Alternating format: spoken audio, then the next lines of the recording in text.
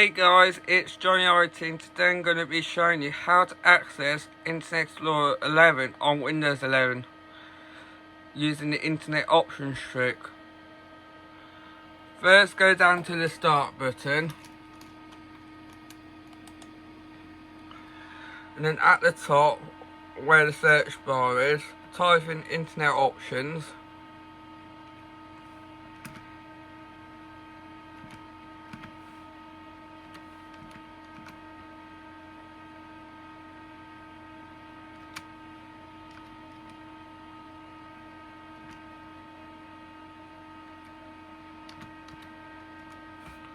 Once it comes up, left click on Internet Options. A window should pop up like this that says Internet Properties. Click on Program, left click on the Programs tab. Click on Manage Add-ons, left click, and you should see a window like this.